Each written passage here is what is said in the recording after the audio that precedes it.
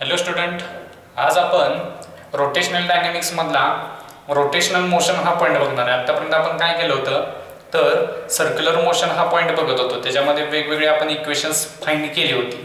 आज आता आपण काय करणार आहे तर रोटेशनल मोशन म्हणजे काय किंवा रोटेशनल मोशन कशा प्रकारे केली जाते आणि त्याच्या मागचे कायनेमॅटिक्स काय आहेत हे सगळं आज आपण डिस्कस करणार आहे.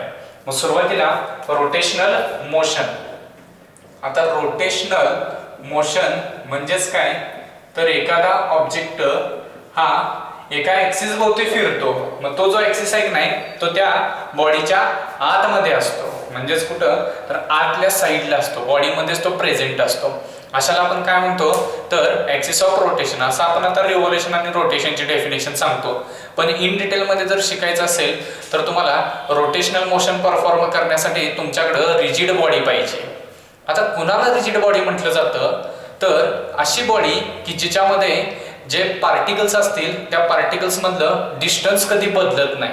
म्हणजेच वेगवेगळ्या टाईपच्या मोशन्स असतात, ट्रान्सलेशनल मोशन, सर्क्युलर मोशन आणि आता येणारी रोटेशनल मोशन.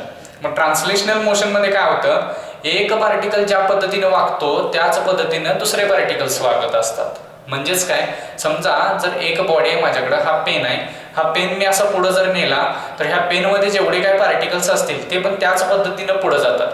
पेन मधला सगळ्यात टॉपचा पार्टिकल जर 2 मीटर पर सेकंद जात असेल तर each and every particle also travels with a speed of 2 metre per second in forward direction, म्हणजे त्याला व्हेलॉसिटी असेल. आता आपल्याला रोटेशनल मोशन मध्ये काय करायचं आहे तर तो रिजिड बॉडी हा पार्ट येतो. रिजिड बॉडी म्हणजे काय तर त्या बॉडी मधले पार्टिकल्स आहे त्यांच्यातलं डिस्टन्स कधीही बदलत नाही.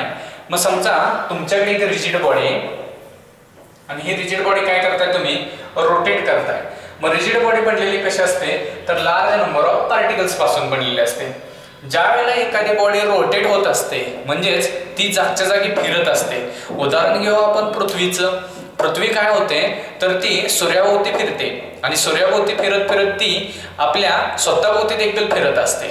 मग सूर्याभोवतीची फिरण्याची तिची मोशन आहे तिला म्हणायचं सर्क्युलर मोशन. आणि स्वतःभोवती फिरणं जे आहे म्हणजे तिचा प्रत्येक पार्टिकल सर्कलमध्ये फिरत असतो ती असते रोटेशनल मोशन. मग आता आपण काय करू, हा पार्टिकल आहे किंवा हा ऑब्जेक्ट आहे, ह्याच्यामध्ये जे पार्टिकल्स असतील ते फिरतात. मग फिरत असताना सगळे जे पार्टिकल्स असतात ते कुठली मोशन परफॉर्म करतात तर सर्क्युलर मोशन.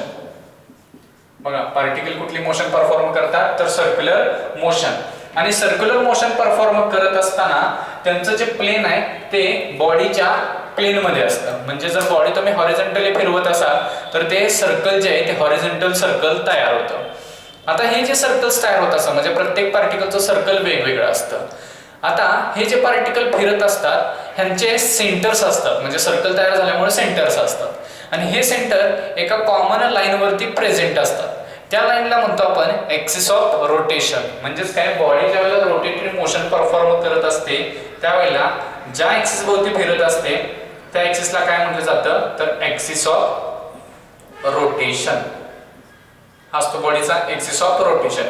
ह्याच्याभोवती हे सगळे पार्टिकल काय होत असतात तर सर्क्युलर मोशन परफॉर्म करतात. समजा मी ह्या बॉडीचा आणि दुसरी गोष्ट, हा ऍक्सिस ऑफ रोटेशन बॉडीच्या प्लेनला नेहमी परपेंडिक्युलर असतो. म्हणजे बॉडी जर तुम्ही आडव्या प्लेन मध्ये फिरवत असाल म्हणजे हॉरिझॉन्टल प्लेन मध्ये जर फिरवत असशीला तर ऍक्सिस ऑफ रोटेशन ह्या प्लेनला कसा असतो परपेंडिक्युलर असतो. म्हणजे जर तुमच्या घरामध्ये फॅन असेल तर तो फॅन जो फिरतो ते हॉरिझॉन्टल मोशन आहे, हॉरिझॉन्टल मध्ये तो फिरत असतो आणि त्याचा जो रॉड आहे तो जो अडकवला जातो तो त्याचा काय ऍक्सिस ऑफ रोटेशन आहे. मग ही बॉडी जी आहे ती नंबर ऑफ लहान लहान पार्टिकल पासून बनलेली असते. मग मी पहिला पार्टिकल घेतला m1, दुसरा घेतला m2, तिसरा घेतला m3 अप टू किती पार्टिकल असणार ते mn, नंबर ऑफ पार्टिकल. मग ऍक्सिस ऑफ रोटेशन पासून ह्या सगळ्यांचं डिस्टन्स बघू आपण. आता फिगर मध्ये बघत असताना हे डिस्टन्स तुम्हाला एक कुठल्या तरी प्लेन मध्ये वाटते, पण लक्षात ठेवा हे सगळे डिस्टन्सेस कसे असतात तर ऍक्सिस ऑफ रोटेशनला परपेंडिक्युलर असतात. म्हणजेच समजा ही माझ्याकडे एक फाईल आहे, ती फाईल मी अशी रोटेट करतोय. मग रोटेट करत असताना हिचा ऍक्सिस ऑफ रोटेशन काय असणार आहे तर ह्या फाईलला परपेंडिक्युलर असणार आहे. मग बघा, ज्या वेळेला मी ह्याला परपेंडिक्युलर कन्सिडर करतो त्यावेळेला इथलं एक पार्टिकल घेतला तर ह्याच्यापासून इथपर्यंत येणारा अंतर, इथला पार्टिकल घेतला तर ह्याच्यापासून येणारा अंतर, ह्याच्यापासून येणारा अंतर, ह्या सगळ्यांच्या अंतराचा ऍक्सिस ऑफ रोटेशन बरोबर अँगल किती होतो तर 90 डिग्री होतो. म्हणजेच याचा अर्थ काय तर हे पार्टिकल्स कसे आहेत तर परपेंडिक्युलर डिस्टन्स वरती आहेत. म्हणजे हे R1 पहिल्याचं अंतर आपण R1 बार मानू, दुसऱ्याचं R2 बार मानू, याचं R3 bar up to RN bar. मग होतं काय काय बघा, तर हे सगळे पार्टिकल कुठल्या मोशन मध्ये परफॉर्म करत असतात तर सर्क्युलर मोशन. दुसरी गोष्ट, इन रोटेशनल मोशन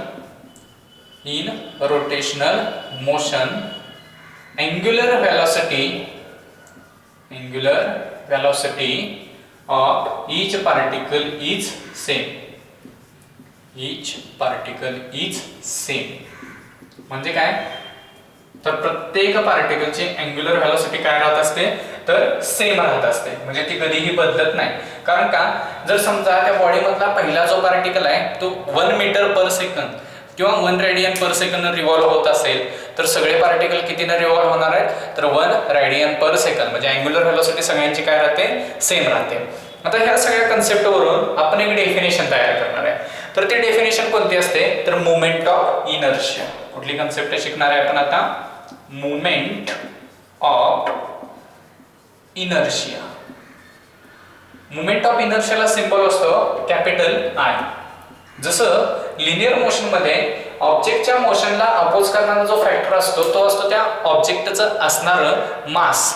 म्हणजेच काय त्याच्यामध्ये इनर्शियाचं काम कोण करत असतं तर त्या बॉडीचं असणारं मास. तसं रोटेशनल मोशन मध्ये जो अपोज करणारा असतो त्या मोशनला त्याचं नाव असतं मोमेंट ऑफ इनर्शिया. मग आता मोमेंट ऑफ इनर्शिया काय करत असतो बॉडीच्या रोटेशनल मोशनला अपोज करत असतो. म्हणजे जेवढा मोमेंट ऑफ इनर्शिया जास्त असेल तेवढी बॉडी आपल्याला जास्त फिरवता येणार नाही. म्हणजेच काय तिची अँग्युलर व्हेलॉसिटी कमी केली जाते. जर मोमेंट ऑफ इनर्शिया जास्त असेल तर अँग्युलर व्हेलॉसिटी कमी असते आणि मोमेंट ऑफ इनर्शिया जर कमी असेल तर तिची अँग्युलर व्हेलॉसिटी काय असते जास्त असते. मग आता बघा आपण मोमेंट ऑफ इनर्शियाची डेफिनेशन काय होते तर it is a sum of. म्हणजे काय तर ही बेरीज आहे. मग कशाची बेरीज असते it is a sum of product of mass of each particle. ही बेरीज आहे. कुणाची बेरीज आहे तर प्रत्येक पार्टिकलच्या मासची आणि कुणाची बघा तर त्या पार्टिकलचं डिस्टन्स घ्यायचं. कुठून घ्यायचं ते डिस्टन्स तर ऍक्सिस ऑफ रोटेशन पासूनचं असणारं परपेंडिक्युलर डिस्टन्स त्याचा स्क्वेअर करायचा. म्हणजे आपण पहिल्या पार्टिकल बद्दल बोलू. पहिल्या पार्टिकलचं मास किती आहे m1 आहे. ह्या m1 चा प्रोडक्ट घ्यायचा आहे. कोणाबरोबर प्रोडक्ट घ्यायचा आहे तर त्याचं जे ऍक्सिस ऑफ रोटेशन पासून जे डिस्टन्स आहे त्या डिस्टन्सचा स्क्वेअर म्हणजे कोण R1 स्क्वेअर. म्हणजे पहिल्या पार्टिकलचा प्रोडक्ट काय झाला m1 R1 स्क्वेअर. ह्याची बेरीज सम ऑफ त्यांनी सांगितले. दुसऱ्या पार्टिकलचं काय तर m2 R2 square up to कुठेपर्यंत जाणार last particle mn Rn square. ह्या सगळ्यांची जी बेरीज घेतली जाते ह्यालाच नाव काय असतं मोमेंट ऑफ इनर्शिया. मग डेफिनेशन काय तयार होते it is a sum of product of mass of each particle and square of its perpendicular distance from axis of rotation is called as a moment of inertia. moment of inertia in general कसा लिहिला जातो तर I is equal to sum of summation sign वापरतो आपण सम of कोणाचे सम आहे तर mi ri square. म्हणजेच काय सगळ्यामध्ये मास आहे डिस्टन्सचा स्क्वेअर आहे आणि इथून I ची व्हॅल्यू कुठून व्हॅरी होते तर 1 टू मॅक्सिमम कुठपर्यंत n पर्यंत किंवा कॅपिटल n पर्यंत ही व्हॅल्यू होती. इन जनरल फॉर्म्युलाचा mr स्क्वेअरच घेतो आपण म्हणजे पुढे ज्यावेळेला आपण वापरणार आहे तो. मग SI युनिट काय होतं मोमेंट ऑफ इनर्शियाचं तर SI युनिट होतं मास आहे.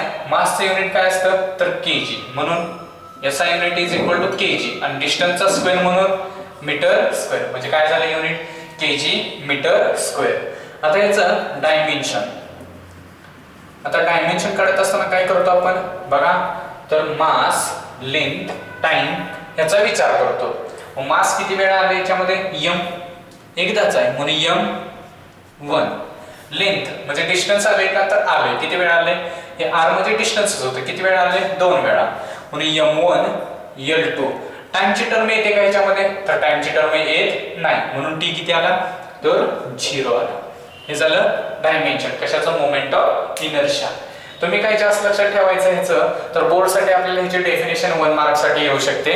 डेफिनेशन सोपे, कन्सेप्ट समजून घ्या म्हणजे डेफिनेशन लिहिता येईल. नेक्स्ट त्याचं युनिट डायमेन्शन लक्षात ठेवा. बाकी एंट्रन्ससाठी जास्त लक्षात ठेवायचं काय ठेवायचं आहे, तर जसं मोमेंट ऑफ इनर्शिया वाढत जाईल तसं अँग्युलर व्हेलॉसिटी काय होत जाते, कमी होत जाते. हे डोक्यात घ्या इथं. आणि ज्याचा मोमेंट ऑफ इनर्शिया जास्त असेल त्याची अँग्युलर व्हेलॉसिटी कमी असते. मोमेंट ऑफ इनर्शिया कमी असेल तर अँग्युलर व्हेलॉसिटी जास्त असते. तुम्ही बॅलेट डान्सर बघितले असेल, ती बर्फावरती स्वतःला रोटेट करत असते, म्हणजे ती स्वतःला फिरवत असते. ज्या वेळेला तिचे हात असे फोल्डेड म्हणजेच काय असे स्ट्रेचेबल असतील, असे तिने लांबवले असतील हात, त्यावेळेला काय होतं, तर हिच्या हाताबरोबर घडणारं जे फ्रिक्शन आहे आणि तिचा ऍक्सिस ऑफ रोटेशन जो असतो त्या ऍक्सिस ऑफ रोटेशन पासून मासचं डिस्टन्स वाढतं.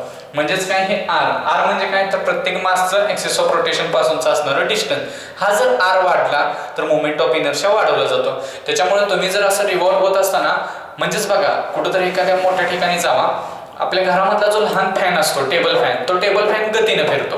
परत रूफचा फॅन असेल, सिलिंग फॅन असेल, तो पण गतीने फिरतो. तसं तुम्ही कुठं जावा, एखादी पवनचक्की बघा, ते पवनचक्कीचं जे पाता आहे त्या पात्याची लेंथ मोठी आहे. मग मोठे असल्यामुळे मासचं डिस्ट्रीब्युशन जास्त आहे, त्याच्यामुळे ते तेवढ्या गतीने, जसं घरातला तुमचा फॅन फिरतोय तेवढ्या गतीनं ते पातं फिरत नाही.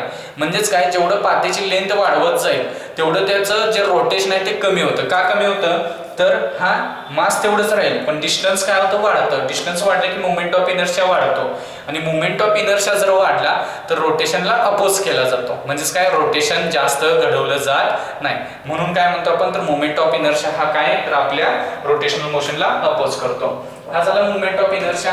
आता काय करायचंय तुम्हाला, तर रोटेशनल मोशन घडत असताना पार्टिकलची कायनेटिक एनर्जी किती असते ते काढायचंय. म्हणजेच काय, तर तुम्हाला कायनेटिक एनर्जीचं इक्वेशन डिराईव्ह करायचं आहे.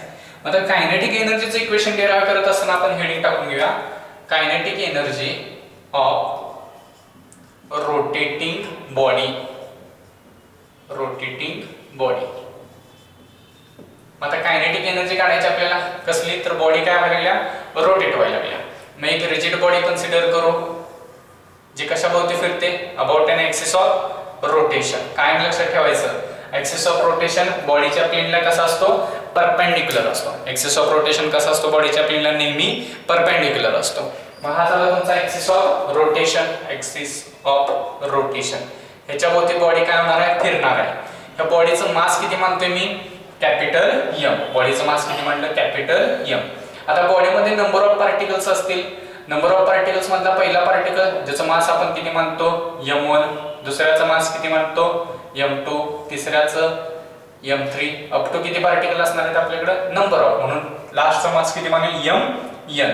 परत काय केलं बघा मी, तर हा जो पार्टिकल आहे किती अंतरावरती आहे, r1. हा किती आहे, r2. हा r3 आणि हा rn. आपण पाठीमागं पॉइंट सांगितलं तुम्हाला, ज्या वेळेला एखादी बॉडी रोटेट होत असते त्यावेळेला त्या बॉडीची अँग्युलर व्हेलॉसिटी काय राहते, सगळ्यांची रिमेन्स कॉन्स्टंट. आता अँग्युलर व्हेलॉसिटी 11th स्टँडर्ड मध्ये लॉज ऑफ मोशन मध्ये एक फॉर्म्युला होता, relation between linear velocity, angular velocity आणि असणारं रेडियस. आता हा जो पार्टिकल आहे तो काय होतोय, ऑब्जेक्ट फिरतोय, त्याच्यामुळे पार्टिकल काय होतात, सर्क्युलर मोशन परफॉर्म करतात. मग हे जे डिस्ट्रीब्युशन r1 आहे, हा पार्टिकल असा m1 फिरणार आहे. म्हणजेच r1 कोणासारखं बनणार आहे, तर ह्याचं सर्कल तयार झालं तर m1चं, तर हा कोणासारखं बनणार आहे, तर तो बनतो रेडियस सारखा. म्हणजेच ते रिलेशन आपण इथं वापरू शकतो. मग रिलेशन कोणतं होते ते, तर आता बघा phi = r ω हे ते रिलेशन होतं. आता पहिला पार्टिकल ज्याला हा फिरणार आहे म्हणजेच ह्याचं एक सर्कल तयार होणार. हा त्याचा सर्क्युलर ट्रॅक मी कंप्लीट करत नाही, फक्त इथं ट्रॅक दाखवतोय. हा ह्याचा पण सर्क्युलर ट्रॅक असणार, ह्याचा पण सर्क्युलर ट्रॅक, ह्याचा पण सर्क्युलर ट्रॅक असणार. आणि ह्याची जी लिनियर व्हेलॉसिटी आहे ट्रॅकला कशी असते, टँजंट असते. आपण सर्क्युलर मोशन मध्ये बघितले की व्हेलॉसिटी कशी असते, सर्कलला टँजंट असते. phi3 ह्याची व्हेलॉसिटी किती झाली, pn. आता हे लक्षात येते का बघा, हे डाऊनवर्डला दाखवले कारण का हे पार्टिकल असे फिरायला लागले, म्हणजे हा पुढून असं फिरून येणार आहे ना, हा vn. आता पहिल्याची व्हेलॉसिटी काढायची असेल तर हा फॉर्म्युला phi = r ω असेल तर पहिल्यासाठी काय करता येईल मला, phi1 r1 ω. दुसऱ्यासाठी काय करता येईल, phi2 r2 ω.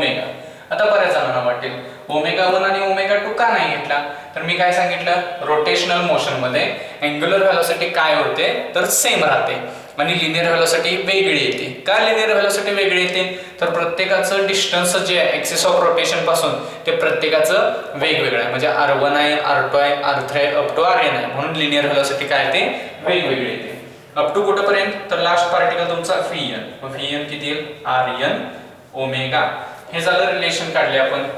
परत आता ट्रान्सलेशनल मोशन मध्ये कायनेटिक एनर्जी काढायचा जो फॉर्म्युला आहे तो काय असतो, kinetic energy of first particle, पहिल्या पार्टिकलची कायनेटिक एनर्जी. कशी काढणार तुम्ही कायनेटिक एनर्जी, तर kinetic energy of first particle आपण E1 मानू. ती किती येणार, तर हा मास व्हेलॉसिटीचा स्क्वेअर. कायनेटिक एनर्जीचा फॉर्म्युला काय असतो, हा मास व्हेलॉसिटीचा स्क्वेअर. मग पहिल्याची कायनेटिक एनर्जी किती होणार, m1 v1 स्क्वेअर. कारण पहिल्या पार्टिकल आपण सिंबल काय वापरतोय, मासला m1, व्हेलॉसिटीला v1 आणि त्याच्यामुळे तिथे m1 आणि v1 आला. आता त्याच्या पुढे जाऊ, आपल्याला v1 ची किंमत माहिती आहे, तर v1 ची किंमत माहिती असेल तर इथं पुट करू. मग ती किती येईल, हा m1 आणि v1 चा स्क्वेअर आहे. v1 किती आहे, r1 ओमेगा. मग v1 चा स्क्वेअर किती होणार, r1 square omega square. Similarly दुसऱ्या पार्टिकलची कायनेटिक एनर्जी काढू, ती किती येईल, तर therefore E2 is equal to किती येईल, हाफ m2 v2 चा स्क्वेअर. म्हणजेच हाफ m2 आणि इथे काय होणार, r2 स्क्वेअर ओमेगा स्क्वेअर. असं लास्ट पार्टिकल पर्यंत जाऊ आपण. म्हणजेच therefore En is equal to half mn pn square. म्हणजेच half mn rn square omega square. ही प्रत्येक पार्टिकलची कायनेटिक एनर्जी आली. आता टोटल कायनेटिक एनर्जी ते पण मला बॉडीची काढायची आहे, म्हणून मी काय करणार, तर पार्टिकलची मिळाली total kinetic energy of rotating body. ती कशी काढणार, तर kinetic energy is equal to, आता प्रत्येकाचं कायनेटिक एनर्जी पहिल्याच्या आल्या हा E1, दुसऱ्याच्या आल्या E2, तिसऱ्याच्या आल्या En. मला पार्टिकलची माहिती आहे, मला पूर्ण बॉडीची काढायची असेल तर मी काय करणार, प्रत्येक पार्टिकलच्या कायनेटिक एनर्जीची ऍडिशन घेणार. मग किमती ठेवूया. E1 किती आलता माझा, half m1 r1 square omega square plus half m2 r2 square omega square up to half mn rn square omega square. ह्याली कायनेटिक एनर्जी, ते पण कसली, ट्रान्सलेशनल कायनेटिक एनर्जी चालू आहे आपली. पुढं मग आता ह्या सगळ्यांमधून काय कॉमन मध्ये निघतं, तर हाफ कॉमन मध्ये निघतो.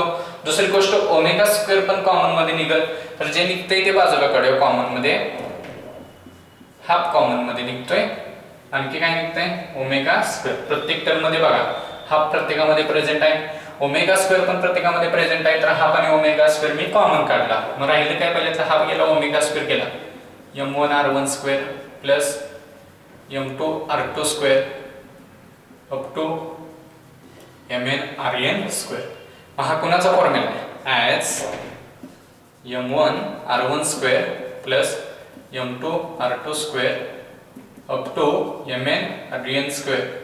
हा कुणाचा फॉर्म्युला असतो, summation of mi ri square i is equal to 1 to n. हा कुणाचा फॉर्म्युला आहे, तर i म्हणजे काय, तर मोमेंट ऑफ इनर्शिया. म्हणजे हा फॉर्म्युला काय होणार आहे, तर kinetic energy of rotating body आली हाफ, ह्या सगळ्याच्या बदल्यात i ओमेगा स्क्वेअर.